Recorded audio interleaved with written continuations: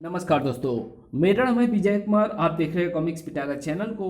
तो चलिए दोस्तों, हम लोग कॉमिक्स पढ़ रहे थे खेल, जो कि वंडरमैन परमाणु की कॉमिक्स है। और इसका पहला और दूसरा पार्ट मैंने अपने चैनल पे अपलोड कर दिया है। पहले और दूसरे पार्ट में मैंने इस कॉमिक्स को 40 पेज तक कवर कर लिया था। अब इस पार्ट में इसके आगे कहानी को शुरू करते हैं। मौत के उस खिलौने ने परमाणु को खत्म करने की भी तैयारी कर दी थी। उफ, इस मौत के खिलौने के हाथों ने मेरे कमर और मेरे गले को पकड़ लिया है। यानी इसको भेजने वाला मेरी ट्रांसमिट होने की पावर को जानता है और अधिक दूरी के कारण प्रोबोट भी ऐसा नहीं कर सकता। यानी अब मुझे उसे खत्म करने के साथ साथ ये भी सोचना है कि मैं अपने आप को खत्म होने से कैसे बचाऊं। वैसे ऐसी हालत में ये सोचना बहुत मुश्किल तो है, लेकिन सोचना तो होगा ही, बचना तो होगा ही। एक रास्ता है। ये लंबे हाथ इस मौत के खिलौने की सबसे बड़ी ताकत है और मेरे ख्याल से सबसे बड़ी कमजोरी भी। लेकिन इसकी ताकत को मैं इसकी कमजोरी तभी बना सकता हूं जब मैं यहां से निकलूं। ऐसा होना मुश्किल जरूर है, लेकिन मुझे इस मुश्किल काम को आसान करना होगा। और उसके लिए मुझे अपने गले से लिपटी इस पकड़ को इतना ढीला करना होगा कि बोल सकूं, ट्रांसमिट। परमाणु ट्रांसमिट होने में सफल हो गया था। अब उसे उसे मौत के उस खिलौने को काबू करने में सफल होना था। और ऐसा करने में वो जी जान से जुट गया था, अपनी सारी शारीरिक और वैज्ञानिक शक्ति के साथ। जल्द ही सफलता ने उसके कदम चूमे। मौत के खिलौने को गठरी बनाने में सफल हो गया परमाणु। परमाणु की इसी सफलता खिलौने के उस सहनसा को अजगर की भांति फुफकारने के लिए मजबूर कर दिया।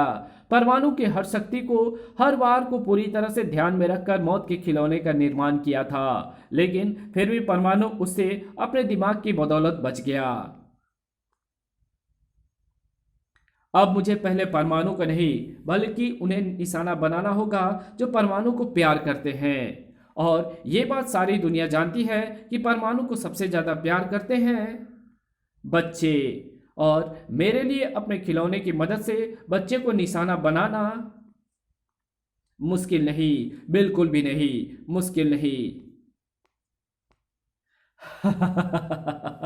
मेरे खिलौने बच्चे ले आए। अब इन बच्चों की मदद से खेला जाएगा वो खेल जो परमाणु के मौत के साथ ही खत्म होगा।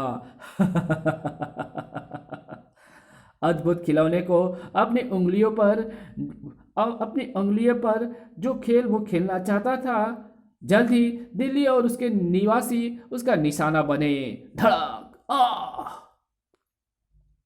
ऐसे में उसके रक्षक को आना ही था।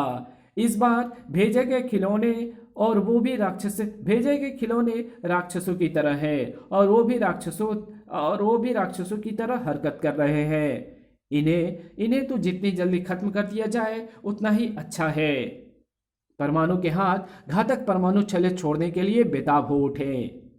लेकिन कोई परमाणु छल्ला परमाणु के शरीर से निकल पाता उससे पहले ही।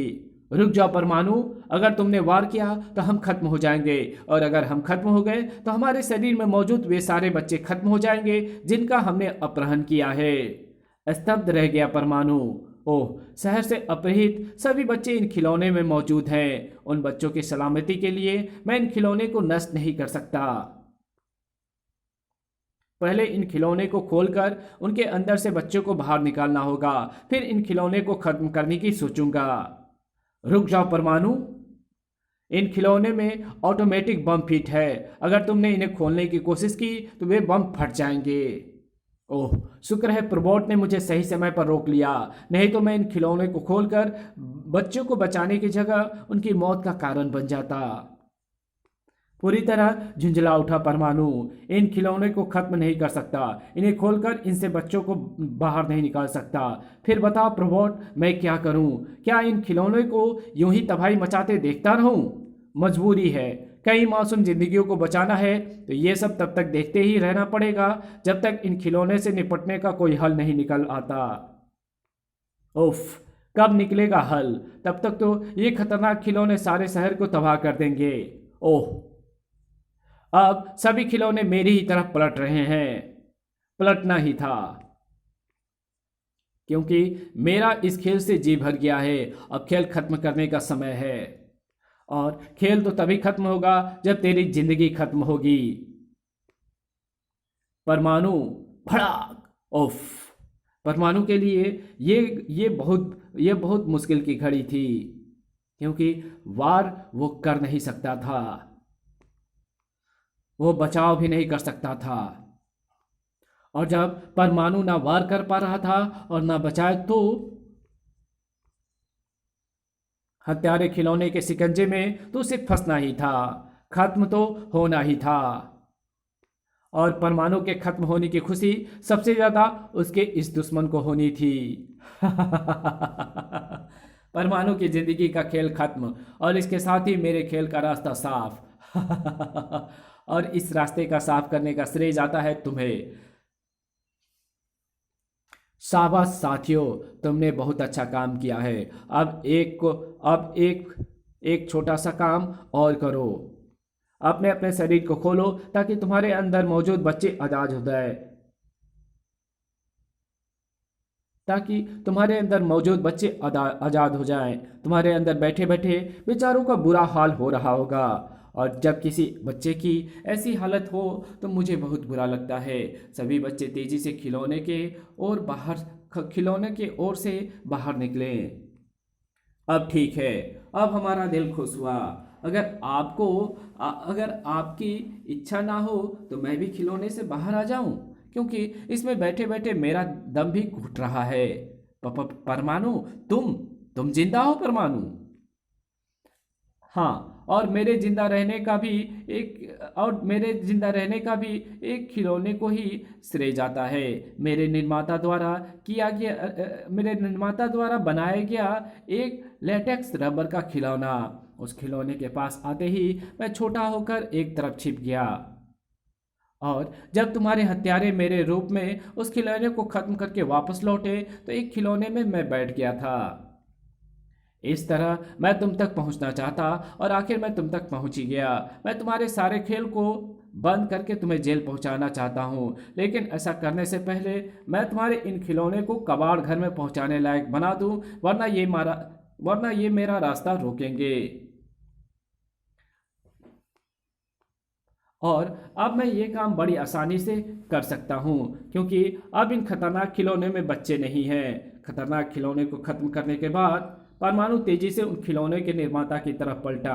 अब बारी है तेरी असलियत जानने की। ये मेरा इलाका है परमाणु, यहाँ ऐसे खिलौने की कोई कमी नहीं है। परमाणु जो मेरी तरफ बढ़ती मुसीबत से ना सिर्फ टकरा जाते हैं, बल्कि उन्हें कच्चा भी चबा जाते हैं। नहीं दोस्त, नहीं। परमाणु को इतनी जल्दी मत चबा, क्योंकि मैं नहीं चाहता कि इतनी मेहनत करने के बाद भी परमाणु ये जाने बिना ही मर जाए कि तुम सबकी बदौलत आखिर मैं क्या करना चाहता हूँ।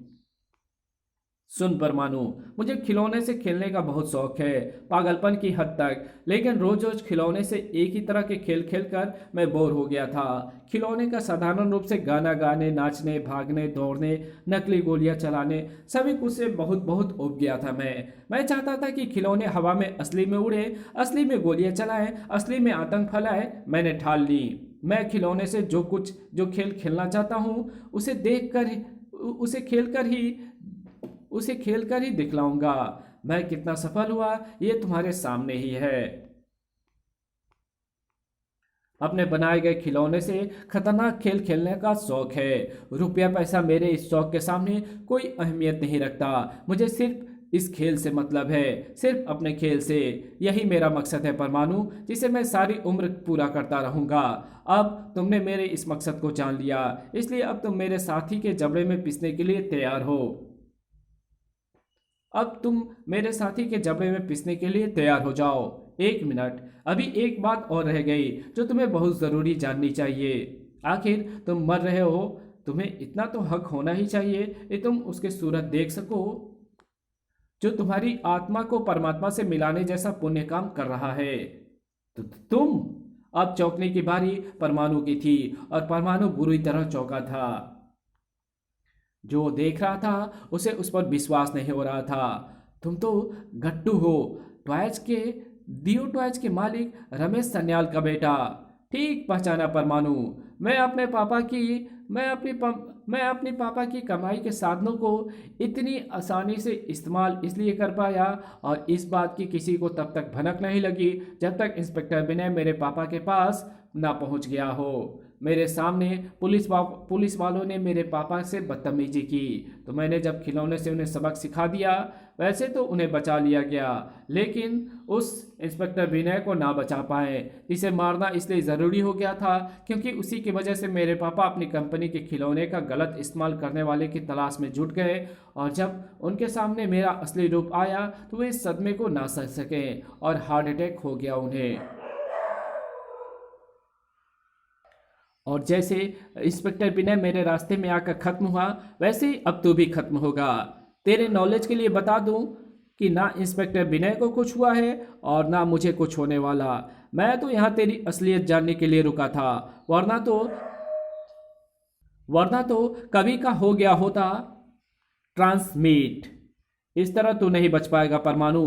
यहाँ मेरी आवाज़ की फ्रीक्वेंसी पर सक्रिय हो जाने वाले खिलौने के रूप में चप्पे चप्पे पर तेरी मौत मौजूद है।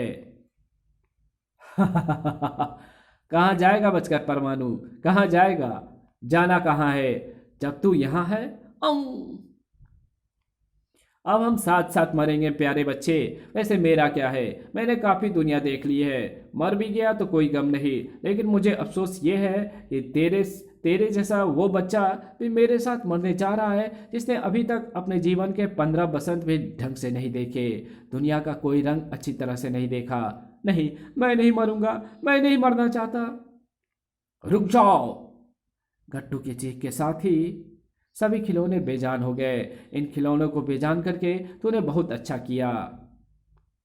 अब इन्हें पुलिस संभाल लेगी, तू मेरे साथ चल, क्योंकि तेरे जैसे शैतान बच्चों को बड़ी ही बेसब्री से इंतजार कर रहा है। बाल सुधार गृह। इसी के साथ ये कहानी यही खत्म होती है। तो मिलेंगे आपसे एक और नई कॉमिक्स में, तब तक के लिए बाय। वीडियो अच्छी लगी तो इस वीडियो को लाइक कर देना, चैनल पर नया तो चैनल को सब्सक्राइब कर बेल आइकन को ज़रूर प्रेस कर देना, और जहाँ इस वीडियो की ज़रूरत हो वहाँ इसको शेयर ज़रूर कर देना। और मेरे दूसरे चैनल डिवाइन टेक्नोलॉजी और टॉप 10 पिटारा को ज़रूर से सब्सक्राइब करना। प्लीज़ सब्सक्राइब कर सपोर्ट करें, और उसमें मैंने काफ़ी सारी वीडियोज़ डाली हैं, तो प्लीज़ जाओ देखो और सब्सक्राइब ज़रूर से कर देना। Thanks for watching my videos.